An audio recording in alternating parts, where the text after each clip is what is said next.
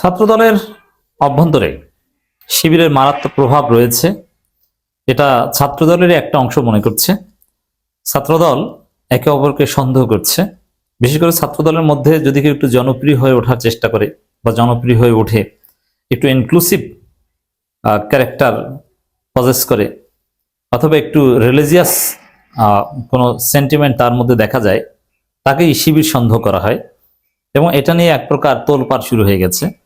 দর্শক, আপনারা জানেন ছাত্রদলের যিনি জিএস ক্যান্ডিডেট ছিলেন ডাকসু ইলেকশনে, তানভীর বারী হামিম, এই হামিমকে জিএস করার নানান চেষ্টা করা হয়েছিল।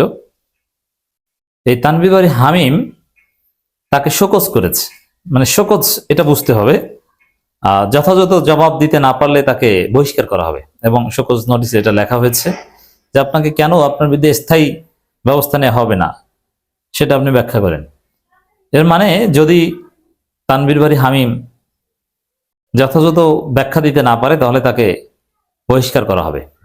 এটা কেন, কারণটা কিন্তু ক্লিয়ার না। এখন যেটা হয়েছে এটা রহস্যজনক। যেটা বলা হচ্ছে উপরে উপরে যে সংগঠনের চেইন অফ কমান্ড মানা হয়নি, সংগঠন তাকে বলেছে ব্যক্তি উদ্যোগে ইফতার পার্টি না করতে, কিন্তু তারপরে তিনি করেছেন। অমুক তমুক এনায়েতুল্লাহ আব্বাসীকে এনেছেন, তো এগুলো বলা হচ্ছে, কিন্তু আসলে এটা না। আসলে হচ্ছে ছাত্রদলের ভিতরে তাকে শিবির সন্দেহ করা হচ্ছে। এখন আবার এটা সবাই মিলে ধামাচাপা দেওয়ার চেষ্টা করছে। মজা না?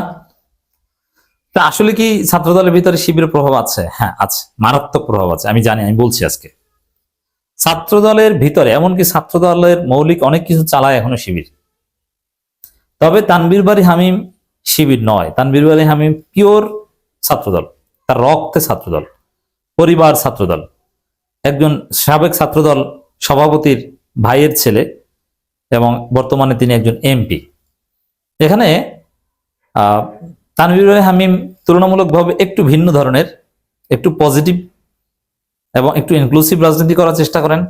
অ্যাজ ইউজুয়াল অন্য 10টা ছাত্রদল নেতার মতো স্যাসরা না, যার ফলে তাকে একটু ব্যতিক্রমী হিসেবে ক্যাটাগরাইজ করে শিবির ট্যাগ দেওয়ার চেষ্টা করা হচ্ছে। কিন্তু তানভীর বারী হামিম ছাত্রদল, তিনি শিবির নন। তবে ছাত্রদলের ভিতরে যারা শিবির আছে, মজার বিষয় এটা একটু বুঝেন। এই যে ছাত্রদলের ভিতরে শিবির, এটা কি? এটা অনেকের কাছে রহস্য। শিবির এখন ওপেন পলিটিক্স করতে পারছে, তারপরও কেন ছাত্রদলের ভিতরে তারা থাকবে? এই ব্যাখ্যাগুলো আমি আজকে দিব আলোচনা। এটা একটু রহস্যজনক। শুধু এটা না, তারেক রহমান যাদেরকে সরকারে নিয়োগ দিয়েছেন, তার প্রেস সেক্রেটারি থেকে শুরু করে এরকম নানান পদে, ওখানেও বেশ কয়েকজন শিবির ঢুকে পড়েছে। এমনকি বাংলাদেশ ব্যাংকের গভর্নর, তিনিও একজন সাবেক শিবির। এইটাই বা কেন? এটা কি জামাত পরিকল্পিতভাবে করছে, না বিএনপি গুপ্ত গুপ্ত বলতে বলতে তার গুপ্তের ফাঁদে পড়েছে? That is very interesting. প্রথম কথা হচ্ছে যে জামাত কিংবা শিবির, জামাত না অনলি শিবির, যখন তাদের রাজনৈতিক অধিকার ছিল না, যখন শিবির হত্যাযোগ্য ছিল, কার্যত ডিফেক্টো নিষিদ্ধ ছিল, তখন বেঁচে থাকার জন্য তারা গুপ্ত রাজনীতি করেছে। কিন্তু এখন যেহেতু সেই সমস্যাটা নেই, এখন জামাত বা শিবির মোটেও গুপ্ত রাজনীতি করে না। গুপ্ত রাজনীতি যখন প্রয়োজন হয়েছে তখন ছাত্রদলও করেছে, শিবিরও করেছে। ছাত্রদল করেছে মানে হাজারবার করেছে। ছাত্রদলের আজকে যারা নেতা তারা সবাই গুপ্ত ছিল, ছাত্রলীগের মধ্যে গুপ্ত ছিল, ছাত্রলীগের মিছিল করেছে। আমার নিজের চোখের দেখা, এটা কোনো বিশ্লেষণ না, আমি সাক্ষী, আমি নাম ধরে ধরে বলতে পারবো। ঢাকা বিশ্ববিদ্যালয় ছাত্রদলের যিনি সভাপতি, আমি এবং সে একসাথে ছাত্রলীগের মিছিলে গিয়েছি অনেকবার। অতএব সবাই গুপ্ত রাজনীতি করেছে, এটাই হচ্ছে সত্য কথা। তো এখানে দর্শক, কিন্তু এখন শিবির গুপ্ত রাজনীতি করে না। তারপরও ছাত্রদলের মধ্যে, এমনকি তারেক সরকারের মধ্যেও শিবির, এটার অর্থ কি? দেখেন, একটা সময় শিবির করেছে, পরে আর জামাত করে নাই কিংবা শিবির করে নাই। তার কাছে প্রচলিত ধারার বিএনপিও রাজনীতি ভালো লেগেছে, সে বিএনপি করে, ওইখানে সে ক্যারিয়ার গঠন করতে চেয়েছে, সে করছে। সে জামাত বা শিবিরের সাথে সম্পর্ক রাখে না। এই টাইপের শিবির এখনো প্রচুর, যদিও এদেরকে বিএনপি এবং ছাত্রদল খুব সন্দেহ করে এবং তাদেরকেই গুপ্ত বলে। কিন্তু আসলে এই গুপ্তদের প্রভাব বিএনপিতে এতটাই বেশি যে যারা গুপ্ত গুপ্ত বেশি বলে তারাই হচ্ছে সাবেক শিবির। এর সাথে বর্তমান জামাত শিবিরের কোনো সম্পর্ক নেই। আমি ছাত্রদল নেতৃবৃন্দের একটা বিরাট অংশকে চিনি, যারা শিবিরের সাথী ছিলেন, সক্রিয় কর্মী ছিলেন, অগ্রসর কর্মী ছিলেন, কেউ সদস্য প্রার্থী ছিলেন, কিন্তু কালের বিবর্তনে তারা পিওর বিএনপি হয়ে গেছে এবং প্রচন্ড জামাত বিদ্বেষী হয়ে গেছে। কিন্তু যেহেতু বিএনপি তাদেরকে মানে ওয়ান্স এ শিবির অলওয়েজ শিবির বলে, তো এই কারণে এই শিবিরের প্রভাব আছে এটা বলা যায়, এটা সত্য কথা। কেন্দ্রীয় কমিটিতে অভাব নাই। এমনকি শিবিরের ছাত্রদলের কেন্দ্রীয় কমিটির যিনি পরবর্তী সভাপতি হতে পারেন, আমানুল্লাহ আমান, তিনি শিবির নন, তিনি অরিজিনাল ছাত্রদল। তবে তার গ্রুপের যাদের কমিটি দিয়েছে এরা বেশিরভাগই সাবেক শিবির। আমি একটা ঘটনার সাক্ষী। এই আমানুল্লাহ আমান ঢাকা বিশ্ববিদ্যালয় শিবিরের নেতৃবৃন্দের কাছে বলতো, কারণ ঢাকা বিশ্ববিদ্যালয়ের শিবিরের একটা বৈশিষ্ট্য ছিল যে থার্ড ইয়ার ফোর্থ ইয়ারের পর শিবিরের ছেলে অনেকে ইনএক্টিভ হয়ে যেত, অনেকে কেরিয়ার মুখী হয়ে যেত বা শিবির করতো না, অনেকে সাথী পদ থেকে মুলতবি হতো বা বিদায় নিত। তাদের কেউ কেউ আবার অন্য রাজনীতিতে জড়িয়ে পড়তেন, এবং যেহেতু ওখানে রাজনীতি করার সুযোগ ছিল না, ঢাকা বিশ্ববিদ্যালয়ের ছেলেরা ছাত্রদল হোক শিবির হোক তার মধ্যে একটু রাজনৈতিক চেতনা বেশি কাজ করে, যার ফলে ওপেন কিছু করতে চাইতেন। তো এই সুযোগে আমানুল্লাহ আমান শিবিরের সাথে ভালো সম্পর্ক রাখতো এবং বলতো, বিশেষ করে আঞ্চলিক, যে তোমাদের এলাকায় শিবির করতে এরকম ইনএক্টিভ ছেলে যারা আছে দাও একটু পোস্ট দিয়ে দিই, আমার গ্রুপে লোক দরকার, তা এই কয়েকজনকে পোস্ট দিবে। এমন হল সভাপতি সেক্রেটারি পর্যায়ে আছে।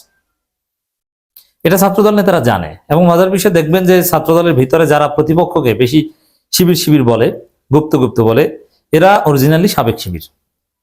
এদের সাবেক শিবির পরিচয় লুকানোর জন্য তারা অন্যকে গুপ্ত গুপ্ত বলে। এটা হচ্ছে একটা মজার মেকানিজম। তো এগুলো শিবির জানে যে ও একসময় শিবির করতো, কিন্তু শিবির বলে না, শিবির দেখে হাসে। আর শিবিরের কোনো গোপন প্রতিনিধি ছাত্রদলের মধ্যে নাই। তবে একটা বিষয় আছে, সেটা হচ্ছে যে ছেলেটা একসময় শিবির করেছে সে এখন রাজনৈতিক সুবিধার জন্য জামাতকে শিবিরকে প্রচন্ড গালাগালি করে, সে সবচেয়ে বড় বিএনপি এখন। কিন্তু তারপরও শিবির এমন একটা আদর্শ, এটা কোনো না কোনো ভাবে একটা ফিলিংস কাজ করে একটা পর্যায়ে। আত্মীয় স্বজন কেউ মারা গেলে অথবা যখন ধর্মকর্ম করার প্রয়োজন হয়, তখন শিবিরের প্রতি একটা প্রেম তার জেগে ওঠে। শিবিরের মধ্যে এরকম একটা সম্মোহনী শক্তি আছে। আমি দেখেছি ছাত্রলীগের কেন্দ্রীয় গুরুত্বপূর্ণ নেতা শিবিরের সাথী ছিল, নেতা হয়েছে, সে নামাজ পড়ে না, শিবিরকে জামাতকে দেখতে পারে না, সারাক্ষণ গালাগালি করে, পারলে নির্যাতন করে, কিন্তু তার আত্মীয় স্বজন কেউ মারা গেলে, মানে যখন ধর্মীয় অনুভূতি জাগ্রত হয়, তখন জামাত বা শিবিরকে ফিল করে। তো এই জায়গা থেকে শিবিরের প্রতি একটা ভালোবাসা কখনো কখনো ওই ছাত্রদল নেতাদের জেগে উঠতে পারে, এবং শিবিরের সাথে যোগাযোগ করলেও করতে পারে। আর শিবিরের লোকজনও একসময় শিবির করলে তার প্রতি একটা আলাদা রেসপেক্ট কাজ করে, সে আজকে যে নেতাই হোক না কেন। তো এই জন্য তানভীর বারী হামিমকে নিয়ে যেটা চলছে, এটা হচ্ছে ওই তারেক রহমান বা ছাত্রদলের যে গুপ্ত ন্যারেটিভ, তার ফল। তারা নিজেরাই গুপ্ত গুপ্ত ন্যারেটিভ নির্মাণ করেছে। এখন তানভীর বারী হামিমকে শিবির বলছে, আসলে তানভীর বারী হামিম শিবির নয়।